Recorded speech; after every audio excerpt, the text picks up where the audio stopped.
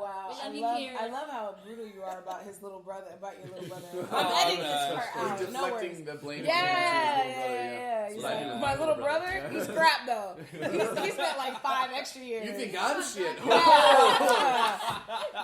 You should see Dave 2.0. He's way worse. These veins.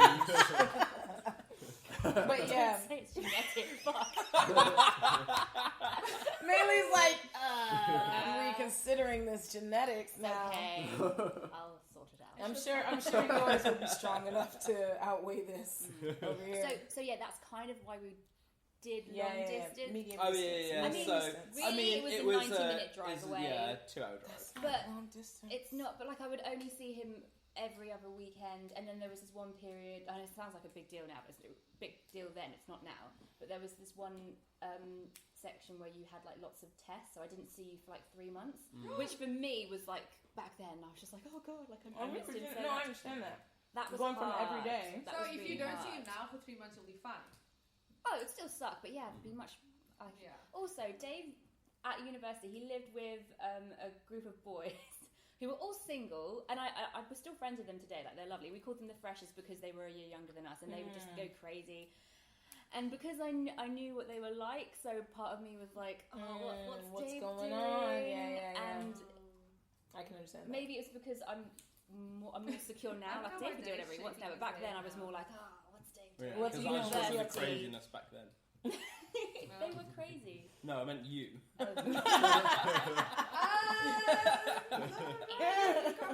What are you doing? Where are you? Who's with you? Who's that in the background? I'm like, man, I'm texting you. You can't hear this. Shut up. It's a text. How do you know someone's here? It's a text message. Who's that beside you? Or behind you? I can tell. It'd be really scary if there's actually somebody behind you. Oh my god. I can tell the aura's different in your texting. Wait, what? But reading too far into text messages, that's it's a female trait. It's a very female trait. You've got to get over that, or you just can't. I don't think you can be in a successful relationship. You can't. 6 cents. Yeah. So, do you guys think you could have done it? So that was medium. We're not talking about 90 minutes. We're talking about a day of travel back and forth. You get what I'm saying? So, do you think that would have been a possibility? Would you guys have taken a break? What would have happened if one of you guys were like, I'm straight off that travel shit? The UK is where I belong. We kind of talked about this a little bit because when things were going shit But that's at now. your place. I think Adara's asking back then. Back then. The first time you guys went to China. Like if it was now, we could, but back then. Right. I'm saying that first time. 3 years into a relationship, I don't know. You don't feel like that's long enough? No. To be I still feel like we would. Dave said that so quick. No, I would have broke up. I still think long-term relationship. I define a long-term relationship as like past maybe 4 to 5 years. That's marriage. So like short term is It's like if I knew someone and they were like, yeah, I married this person after 3 years of us being together, I'd be like, that is too soon. You guys are gonna get divorced. 3 years? Yeah. Okay, wait, I dated for 5 years before I got married. You can't say that is fail-safe. Yeah, I know it's not a fail-safe, but I mean, if you look at the amount of time that people are together before they get married, I imagine there's a correlation between... My parents knew each other for like a year and they got married. And yeah, but that's different. The older generation's different, though. That's why we're talking about this. I still disagree. What do you mean? Like, this is why we're talking about relationships now, new age relationships. Yeah, so I'm saying now a relationship that lasts a short amount of time. I believe. No, I don't even. Fuck age. Like, not even that. I think it has a lot to do with how mature the people are, how many conversations they've had prior to. A lot of the relationships I've seen where they got married short term and it failed, they failed because, I didn't know she didn't want a kid. What the fuck? You didn't talk about that before you got down on one knee? Oh, well, I didn't know that she wanted to live abroad. You guys should have had these extensive conversations before you even got down on one knee. You guys, I do believe, and you can have these conversations within a month's time. You could have had them in 3 years' time. You could have had them in 10 years' time. But I don't think the length of time of you knowing someone is necessarily a strong determinant on whether it makes or not. I think a strong determinant is, did you guys communicate before getting married? Honest communication. Because, or did you just say what the other person wanted to hear? Did you get married because she got pregnant? Did you get married because I think all these things come into fact, but not, well, they've only been together for 3 years and they got married. I've seen many of that. Like all my sisters actually, the one that's in Atlanta knew her current husband for a year, maybe less, before they got married. And then the other one in North Carolina knew hers for they knew each other for a long time, but they dated like maybe a year, maybe a year and a half before they got married. So I don't think the amount of time you knew or dated really has anything to play with the end result. I think if you have poor communication, whether you guys dated for 10 years, you're gonna fail come marriage time. I think it's also like how well do you know yourself and how honest are you with yourself. Of course. So one of the reasons why I say I might not ever date a white South African guy is a lot of white African guys, they change after marriage. They also, because I see, and I think that's probably the main thing that I'm sort of getting at, is that I think when you're with someone for a short amount of time, I mean, I know you don't actively try and do this, but you sort of become, or you sort of, I'm not phrasing it very well, but you sort of try and become the person that you think they want you to be. And then you can usually only keep that up for 7 years. A year or so. Right. And then after that year, you see so much more of who that person actually is. Yeah. And like I said, I don't think people are going out of their way to be like, I need to act like this and do this. But I just think it takes a couple of years to completely relax and completely show the person that you are. And you can have those conversations, and I think that is one of the big things that I think would be the key to a successful marriage. But then also you hear of marriages falling apart because the personalities just completely clash, and it takes an amount of time to show that. Yeah. I think also, sorry, go for it. No, I was just gonna say, I think also if you start dating young as well, like people by the time they're like 27 or whatever, they have a set of values that they stick to, right? Yeah. When you're Nick's age and you start dating somebody, and you're like, okay, I could be Christian, I guess. Why not? Why not? Like, I think it's just the fact that and this goes back to what somebody else said before too. Like, do you know yourself? Like, how well how are you confident in your particular set of values? That's why I mean, right now, if I meet, going back to what I said before, is if I meet a friend here and I think that this person is going to be my friend, now you are my friend. I don't that's why I'm not afraid to be apart from them for a year or two, because really, I feel like that person has chosen a particular set of values that aligns with my own. And it's easy to do that, right? Now, if you start dating young and you get married within 6 months, I think there's a lot of room for that person to actually change their values, change their behavior. Or attitude or outlook or something like that, and that can really mess up something that was a good thing, right? Yeah. And this is the thing, there's certain things that you can bend on, that's it's fine, I'll let this go, I'll let that slide, but then there's other core things that you can't, that you're like, no, these things are really important to me.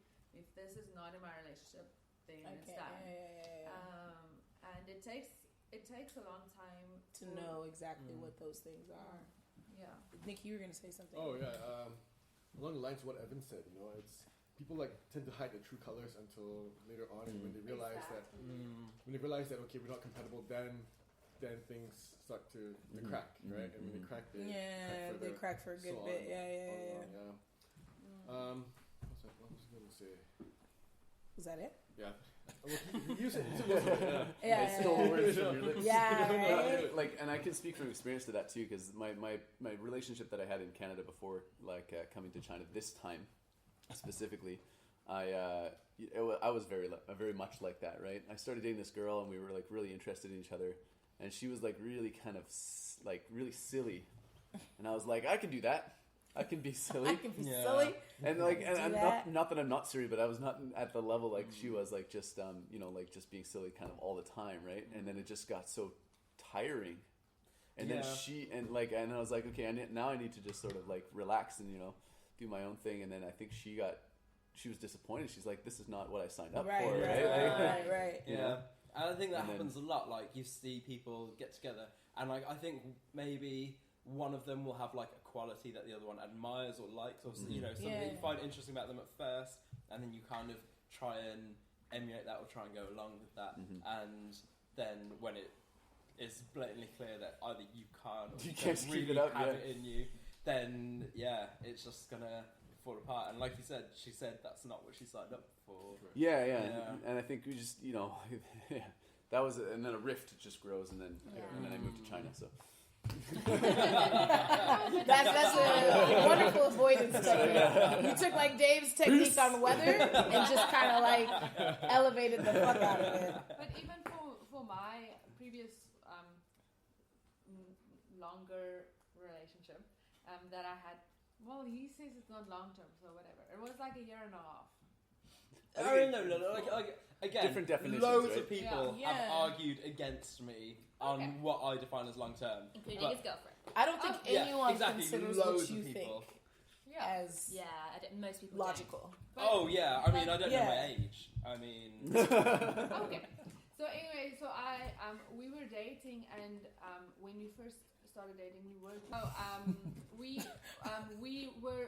when we got together, we had a lot of the same values and things, and then like every month or two he'd read a book or talk to his friend or whatever, and then his like belief system will change or he'll feel different. And I'm like, at one point I was like, Flip, if you can change what you believe like just like that, because you can have an epiphany or be like, wow, this is really interesting that people think like that, but he would actually change the way that he believed about things or thought about things.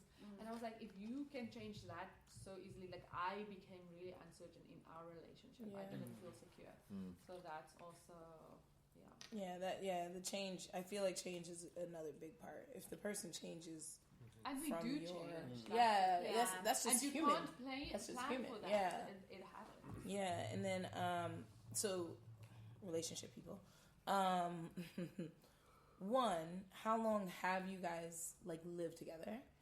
Include your years in China and all that, and then also how long, now that we know Dave's definition of long-term relationship is 10 years or nothing, how long does it take? If you did not die together, it was not a long-term relationship. So at what point is it long enough to now say, you know what, I'm going to be with this person for the rest of my life, let me get down on one knee? And that's actually a question to all the males. What in your head makes you be like, I'm going to drop to a knee? Now, pressure. Pregnancy.